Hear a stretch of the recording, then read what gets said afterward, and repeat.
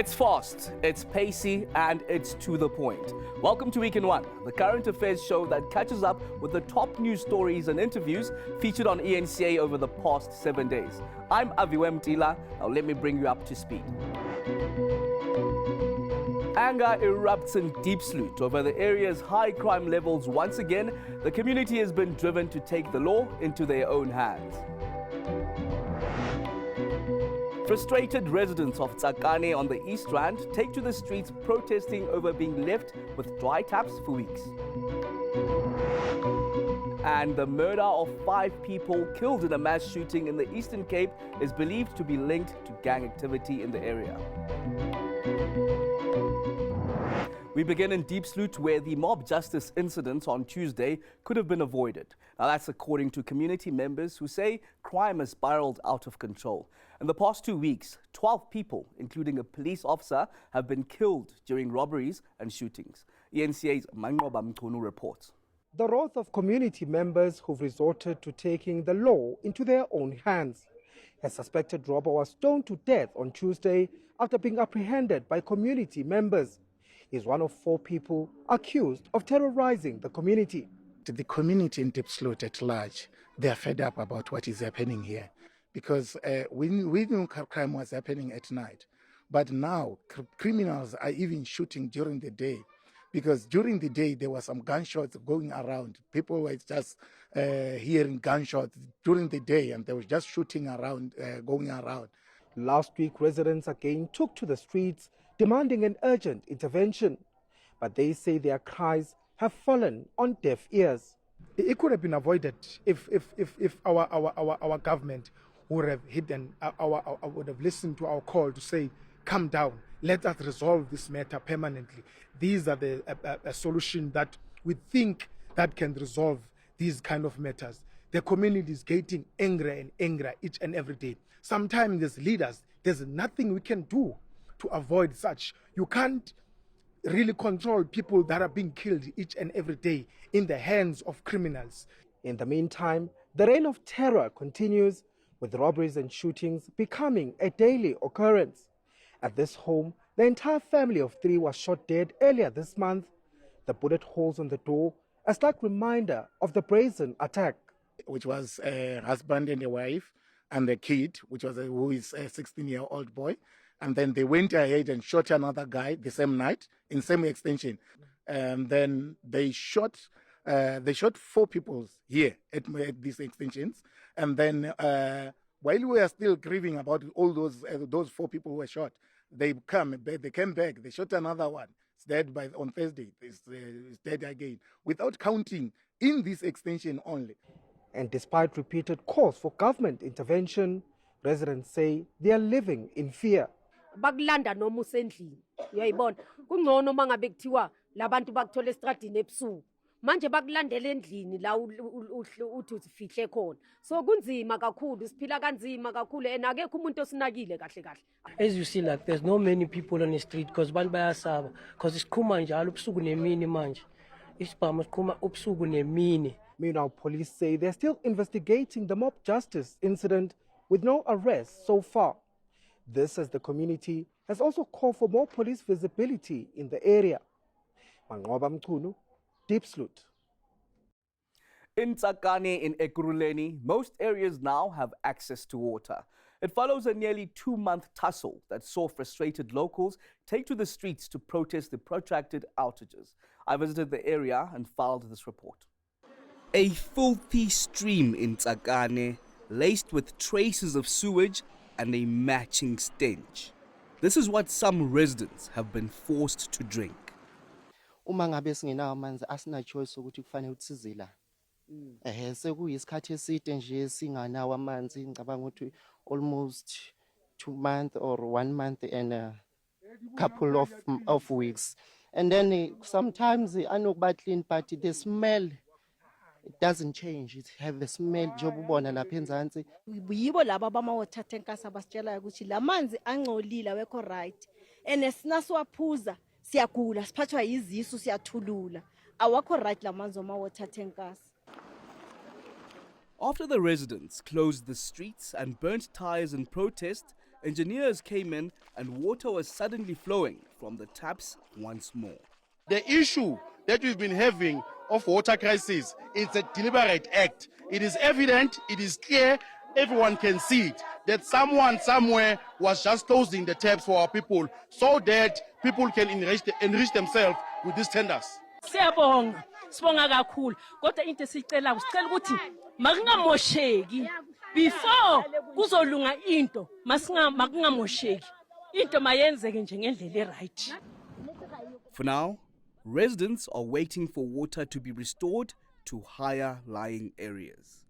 Aviwe Mtila, Tsakane in the East Rand. In the Western Cape, Social Development MEC Shana Fernandez is calling for Minister Lindiwe Zulu to resign. Our thousands of SASSA grant beneficiaries waited over 2 weeks to access their money after being told a technical glitch that caused delays in payments had been resolved. Our ENCA's Nobesutu Ejana reports.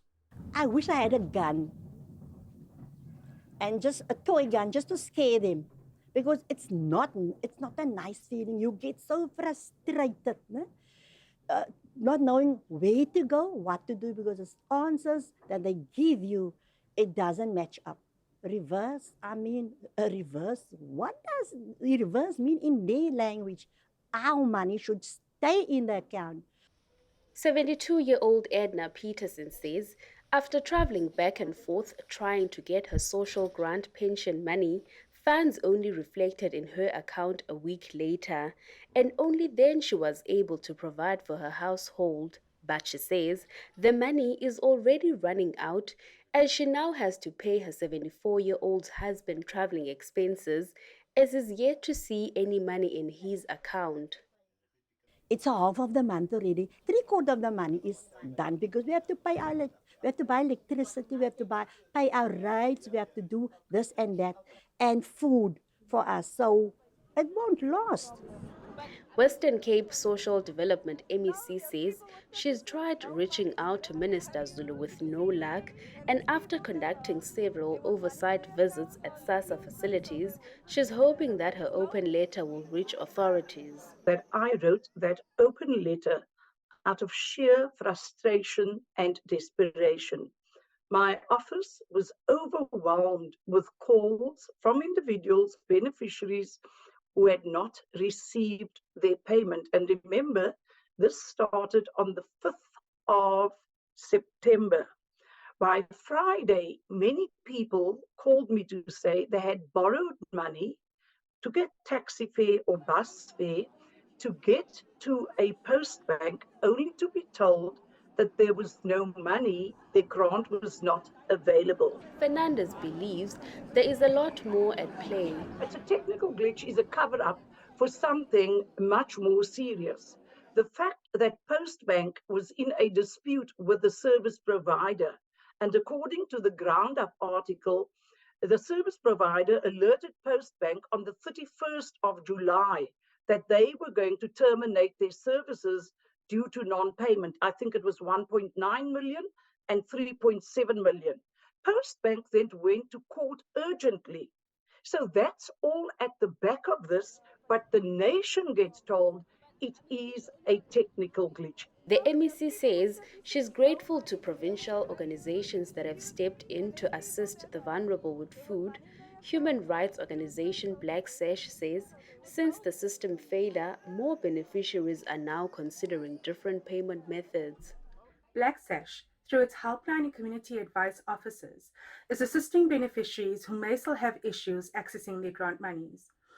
We are witnessing a significant amount of fear by beneficiaries who are visiting SASSA offices to change how they receive their grants to a commercial bank. We do urge SASSA to please work with us and provide a plan with clear direction so that we allay the fears of beneficiaries. While some are still without their money, Fernandez says she hopes that authorities will attend to the issues on a humanitarian level as people's lives are impacted. Nobesutu Echana, Cape Town. Shortly after the break, we feature some of the topical interviews done by our anchors this week. Don't go anywhere.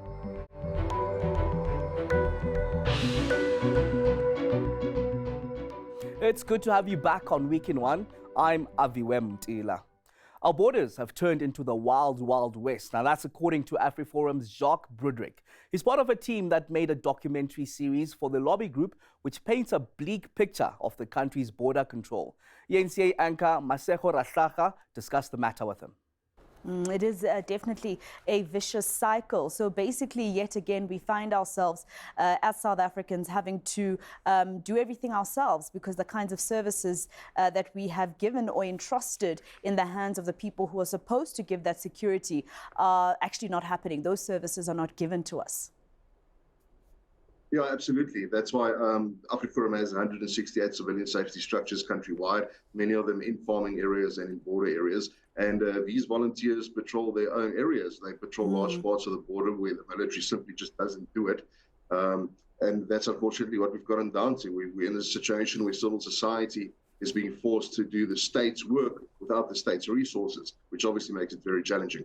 But going to the South African Defence Force and the Border Management Authority and the work that they're supposed to be doing, that is a very big problem because even though we do still have a handful of dedicated soldiers and police officers and customs officials who are still honestly trying to do their job, a very large part of these people are extremely involved in the corruption itself. I mean, I can tell you, like, within a few days, so when the border management guards were deployed to Messina, we received information from ARP journalists on the ground that the border management guards and the South African Defence Force soldiers were physically fighting, beating each other up over who now had the right to charge chocho money for illegal immigration, people coming across the border. So that's the type of situation that we're in. Porous borders have long been a concern for South Africa and have been linked to many criminal activities. So here's the burning question. Is our government winning the fight in trying to stabilize these points of entry? Our morning team had the discussion with Home Affairs Minister Dr. Aaron Motsoaledi.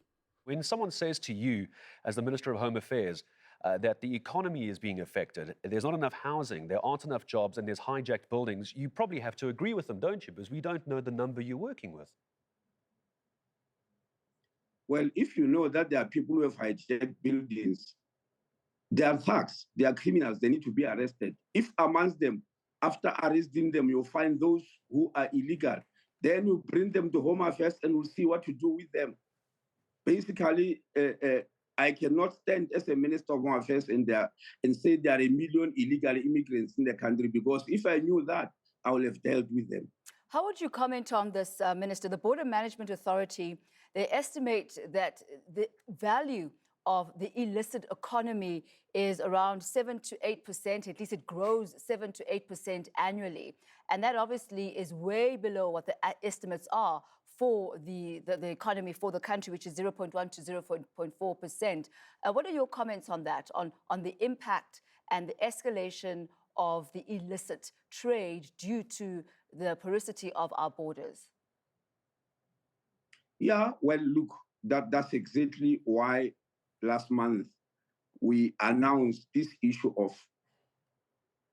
redeveloping the infrastructure on 6 of our busiest ports of entry. When you bring illicit cigarettes in the country, you are affecting the economy. When you bring illicit goods and fraudulent goods, obviously you are affecting the economy. And that's why we are trying to even improve massively the infrastructure and increase the border guards so that people must trade normally, they must trade legally. And in this regard, you are aware that that is the work of SARS. But we have signed a memorandum of understanding with SARS so that they work hand in glove with the border guards. In other words, SARS is not part of the Border Management Authority. The police and the army are also not part of Border Management Authority, but they've signed a memorandum of understanding in terms of the Border Management Authority Act to try and work together. And that's why also the structure that controls the Border Management Authority named in the Act is a group of 10 ministers. If you look at them, all of them have got something or the other to do at the borders, especially when it comes to trade. To this disturbing story, over 40 suicides have been reported in Gauteng schools since the beginning of this year. Now, the Provincial Education Department has announced an action plan to deal with the crisis. The department has deployed 500 pupil support agents. And ENCA anchor Tumelo Mthotwane spoke to Steve Mabona about this. we've been struggling. Hence, we felt that let's have partners who will then be assisting us to make sure that we understand. To a certain extent, SADC went to certain areas and they indicated that depression, emanating from bullying, to a certain extent, some it comes from family, challenges that the learners and the families will experience.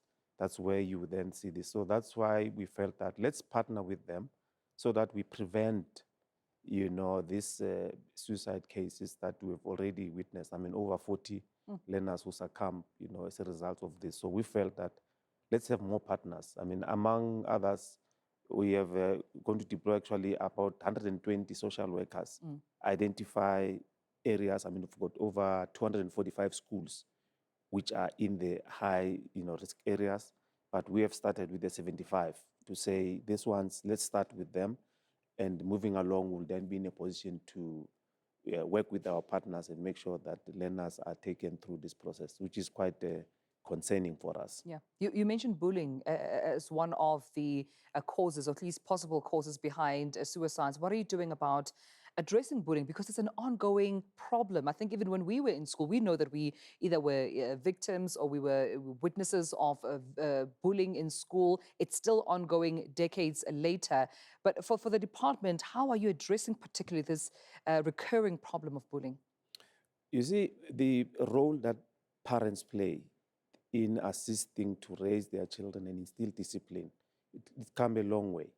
Those that are potential bullies, as parents, we need to make sure that, make them understand on where bullying will land them to. And those that are being bullied, let's encourage them to say something about it, so that as parents and the school, we are in a position to act, because we'll not act if we don't know. Because often the time, learners who are bullied, they will be withdrawn, they will not say anything, they will probably hide it from their parents. So as parents, it's important that every day, it must be our responsibility to check on how was school. Now coming up, the spring tide brings with it a wave of destruction in the Western Cape. That after this short break.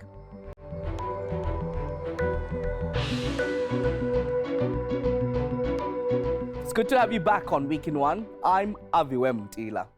The anti-gang unit has been deployed to Galvandale in Gqeberha. 5 people were killed in a mass shooting at a house that police believe was being used as a drug den. The province has among the highest mass murder rates in the country, with 155 people killed between January and March. ENCA's Ronald Masinda compiled this report. A family member of 2 of the deceased says they heard loud banging on their door before a group of gunmen entered this home. We were sitting watching TV that time at the back.